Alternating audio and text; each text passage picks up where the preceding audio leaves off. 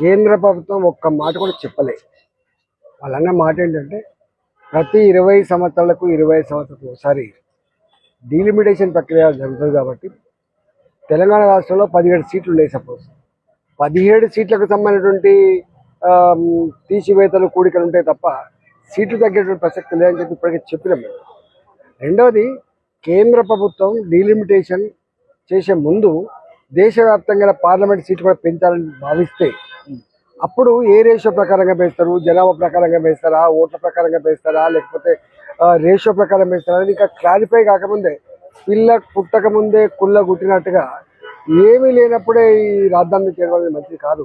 వాస్తవంగా ప్రతిపక్ష పార్టీలుగా ప్రాంతీయ పార్టీలుగా ప్రజలకిచ్చిన హామీలను పరిష్కరించే సత్తాలు లేక ప్రజల్ని కేంద్ర ప్రభుత్వం మీద ఊసుకొలిపి పబ్బం గడుపుకునేటువంటి ప్రయత్నంలో భాగం తప్ప ఇక్కడ కూడా లేదు. మేము కూడా అంటా ఉన్నాం, సౌత్లో ఏదైతే పాపులేషన్ కంట్రోల్ చేసిండ్రో ప్రోగ్రెసివ్ స్టేట్ అని అంటున్నారు, ఆ ప్రోగ్రెసివ్ స్టేట్స్కి ఇన్సెంటివైజ్ చేయాలి తప్ప ఇన్సెంటివైజ్ చేయాలనేటువంటిది ఎవరికి కూడా లేదు. కాబట్టి ఇది టూ ఎర్లీ టు కామెంట్. ఇవాళ ఏమీ రాకముందే దీని గురించి మాట్లాడడం అనేది సంబంధించిన కాదు, ఇది మంచి పద్ధతి కాదు. మీరు ఎప్పుడు చేయాలి? కేంద్ర ప్రభుత్వం డీలిమిటేషన్ చేయబోతా ఉన్నాం, డీలిమిటేషన్లో గిట్లా ఉండబోతా ఉంది, సీట్లు పెంచబోతా ఉన్నాం, సీట్లు పెరిగే క్రైటీరియా గిట్లా ఉండబోతుందని చెప్పి మీరు చెప్తే ఏమైనా మాట్లాడాలి, కానీ ఏమీ లేనప్పుడు మీరు మాట్లాడేది మంచిది కాదు.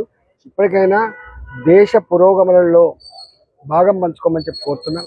ఇవాళ కాంగ్రెస్ పార్టీ కూడా బాధనిపించే అంశం ఏంటంటే దేశాన్ని పాలించిన కాంగ్రెస్ పార్టీ దేశం లెవెల్లో ఆలోచించాలి, కానీ వాళ్ళు కూడా సంకుచితంగా ఆలోచించడం చాలా బాధాకరం.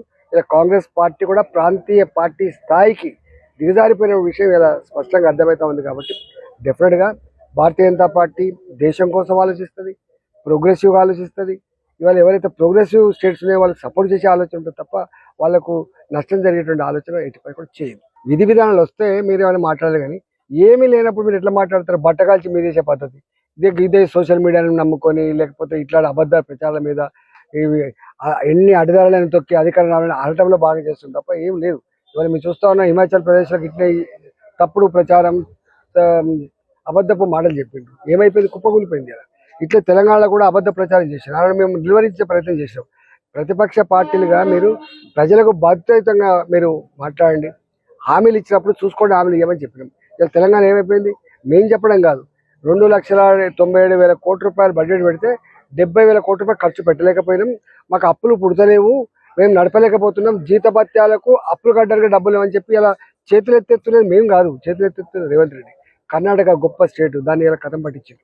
ఇట్లా ప్రతిపక్ష పార్టీలకు అధికారం ఇస్తే ఆ రాష్ట్రాలను దిగజార్చి రాష్ట్ర ప్రజానికానికి కంటి మీద కొనుక్కు లేకుండా చూసి ఇవాళ అప్పులు పుట్టని పేద రాష్ట్రాలకు దిగజార్చే ప్రయత్నం చేస్తున్నారు. దాని మీద దృష్టి పెట్టి మంచి పరిపాలన అందించాలని, ఇచ్చిన హామీలు అమలు చేయాలని చెప్పి నేను ఆ పార్టీలకు సూచన చేస్తాను. ఆదిలాబాద్లో 14 లక్షల ఓట్లు ఉన్నాయి, ఆదిలాబాద్ పార్లమెంట్లో 14,40,000 ఓట్లు ఉన్నాయి, మల్కాగిరిలో 35 లక్షల ఓట్లు ఉన్నాయి. అర్బనైజేషన్ చాలా ఫాస్ట్గా జరిగిపోతుంది, మీకు తెలుసు. ఇవాళ ప్రతి నిత్యం ఎక్స్పాండ్ అయ్యేటువంటి నియోజకవర్గం మల్కాగిరి. చూస్తాను 40 లక్షల ఓట్లకు పెరిగిపోయే ఆస్కారం.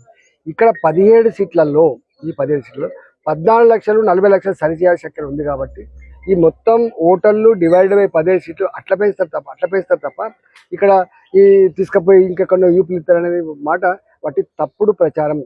ఇట్లే మొన్న కూడా భారతీయ జనతా పార్టీ గెలిస్తే అధికారంలోకి వస్తే రాజ్యాంగాన్ని మారుతారు చెప్పి అబద్ధం చెప్పి రాజ్యాంగం మారిందా?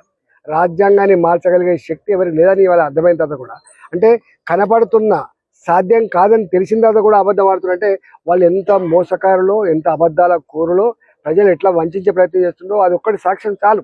అందుకని దీని మీద కూడా అట్నే తప్ప ఇక్కడ 17 సీట్లలో 17 సీట్లకు 17 సీట్లు యూనిఫామ్ డిస్ట్రిబ్యూషన్ ఆఫ్ ఓటర్స్ ఉంటుంది తప్ప సీట్లు తగ్గే ప్రసక్తి లేదు. నెంబర్ 1. నెంబర్ 2, ఒకవేళ పెంచింది అనుకోండి, ఒక 200 సీట్లు పెంచబోతున్నాం, 100 సీట్లు పెంచబోతున్నాం, 17 సీట్లకు మనకి ఏ రేషియో ప్రకారం రాను ఆ రేషియో ప్రకారం వస్తాయి, యూపీకి ఏ రేషియో ప్రకారం రాను ఆ రేషియో ప్రకారం వస్తాయి.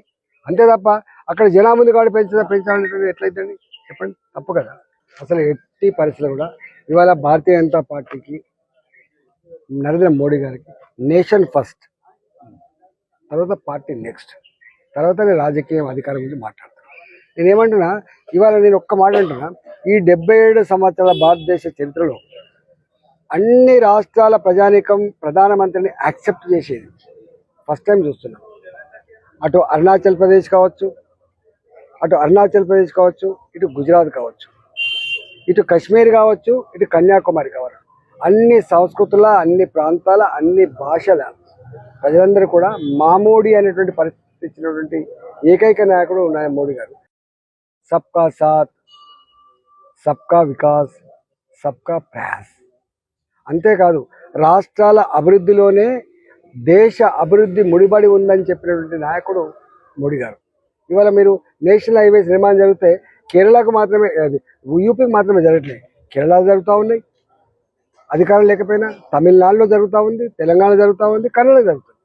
అంటే నేషనల్ హైవేస్ కావచ్చు, రైల్వేస్ కావచ్చు, ఇండస్ట్రీస్ కావచ్చు, డెవలప్మెంట్ కావచ్చు, ఇవాళ అన్నీ కూడా అన్ని ప్రాంతాలను సమానంగా చూడగలిగే, అవసరాన్ని బట్టి పనులు చేయగలిగినటువంటి ఏకైక ప్రభుత్వం తప్ప ఇలా ఇక్కడ తెలంగాణలో కాంగ్రెస్ పార్టీ ఉంది కాబట్టి, కర్ణాటకలో కాంగ్రెస్ పార్టీ అధికారం ఉంది కాబట్టి, అక్కడ సిపిఎం అధికారం ఉంది కేరళలో కాబట్టి, తమిళనాడులో డిఎంకే ఉంది కాబట్టి వీళ్ళకి ఇయ్యద్దనేటువంటి సంకుచిత పద్ధతిలో లేదు.